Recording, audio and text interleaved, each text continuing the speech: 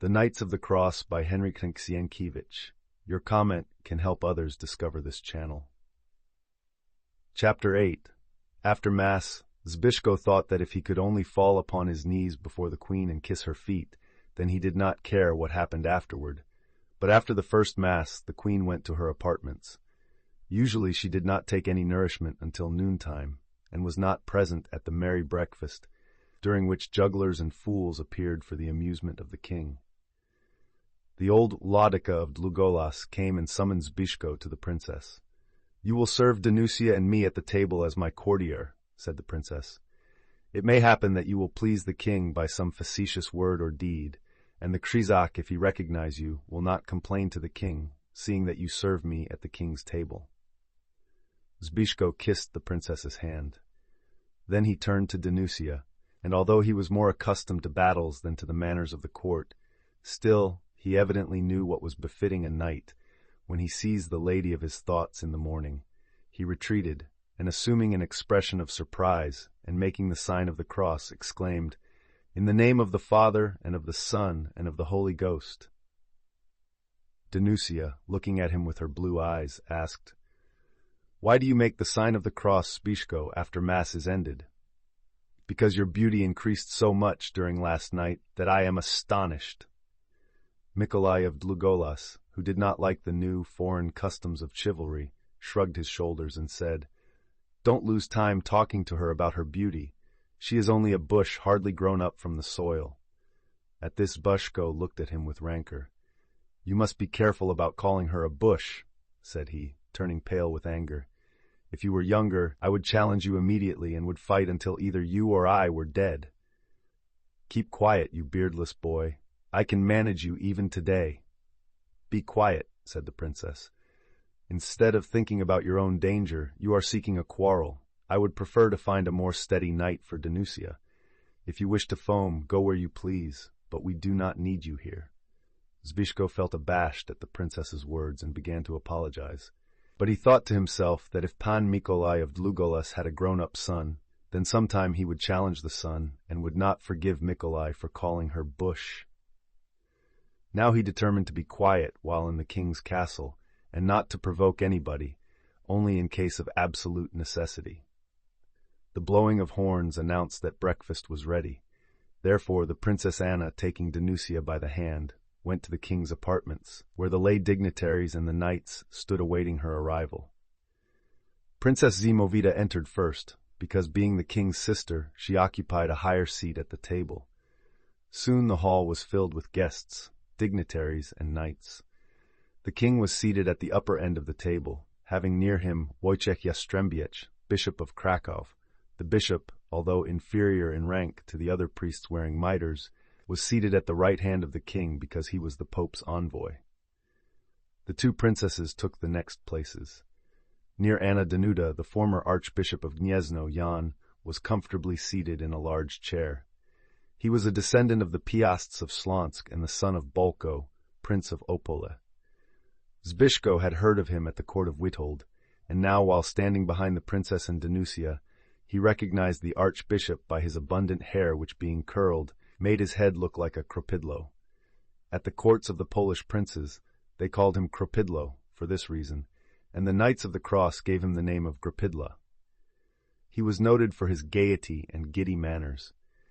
Having received the nomination for the archbishopric of Gniezno, against the king's wish, he took possession of it by military force. For this act he was deprived of his rank. He then joined the Knights of the Cross, who gave him the poor bishopric of Kamieniec in Pomorze. Then he concluded that it was better to be friendly with the mighty king. He craved his pardon, returned to the country, and was now waiting for a vacancy to occur, hoping that the good-hearted lord would let him fill it. He was not mistaken, as the future proved. In the meantime, he was trying to win the king's heart by merry frolics.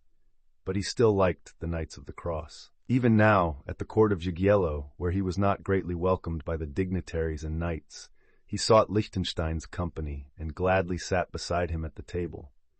Zbyszko, standing behind the princess's chair, was so near to the Krzyżak, Liechtenstein, that he could have touched him with his hand.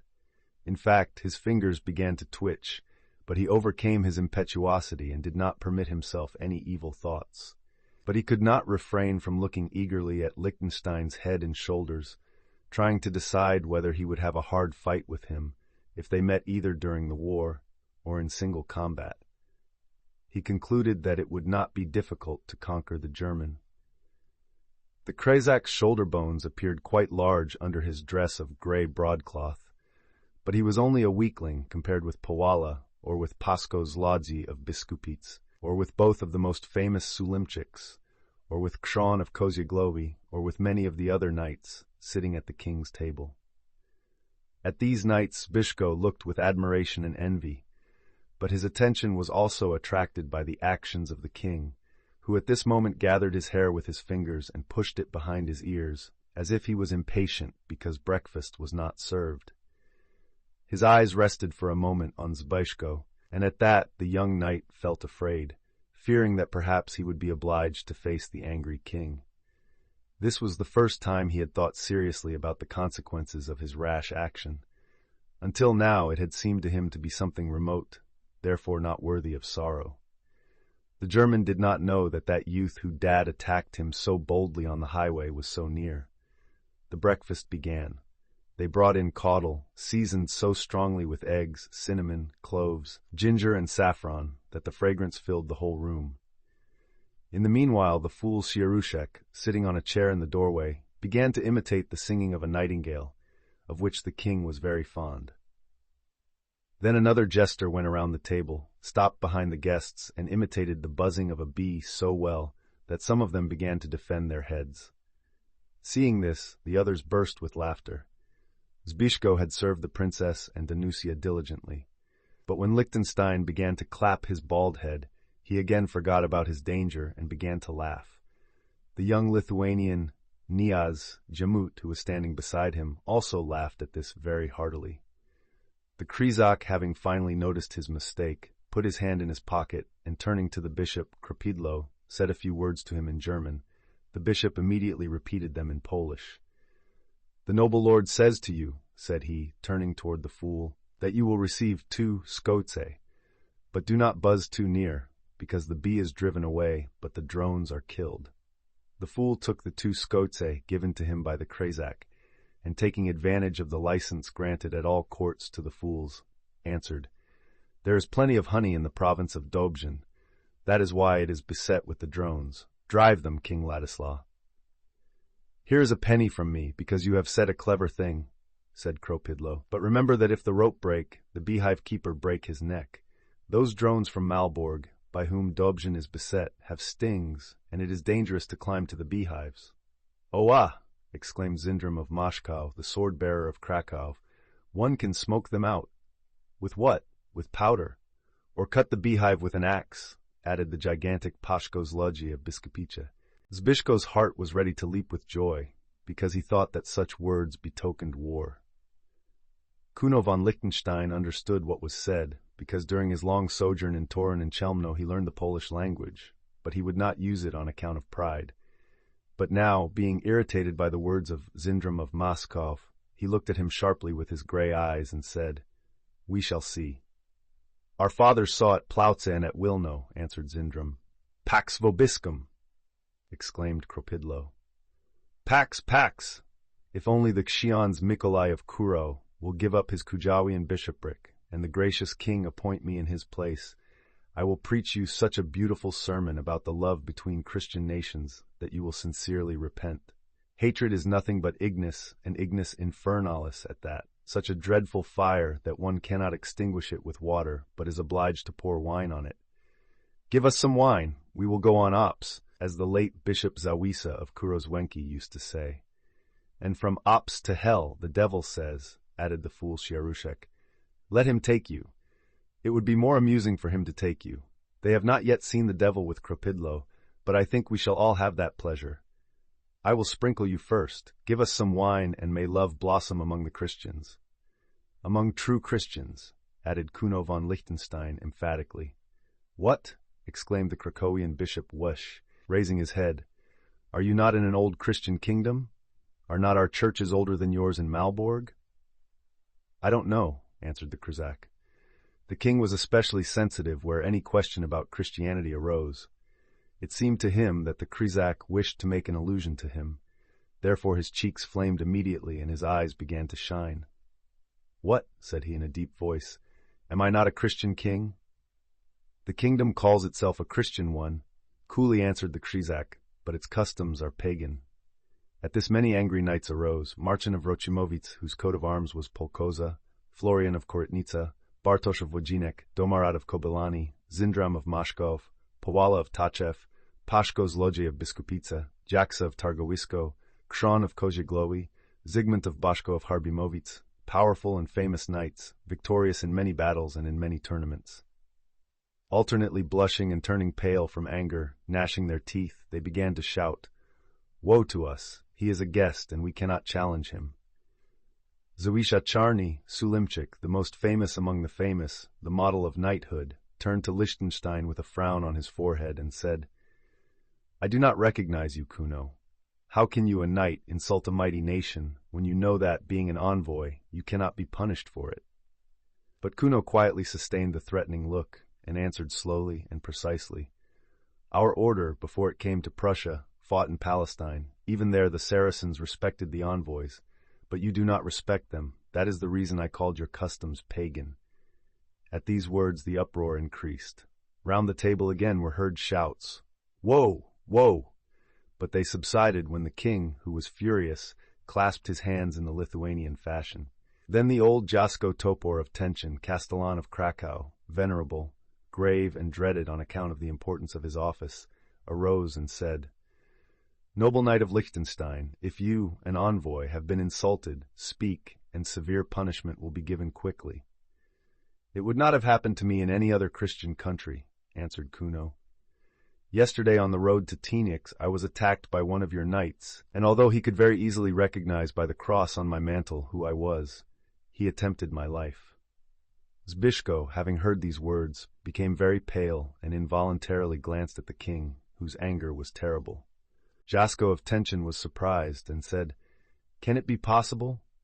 Ask the Pan of Taczew, who was a witness of the incident."